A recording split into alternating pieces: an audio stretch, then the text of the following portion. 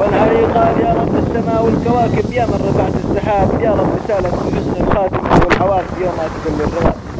حيا ابو محروس بالوقت فيه ومناسب يمشي بصوت الرباب ما بطلع ضاع واصلح عليه المراقبة كتاب السفيان. والشهر ذي قلك لفلف بالرقع والمقاطف وتفتح كتاب والصح والصدق قالوا يشتغل بالمجانب راحوا معاهم اضطراب. اتبع رسولي وقالوا لي توفق براتب ولا يقل الشعاب كان الشطاري بتمشي عليه القوارب وعليه الكلاب.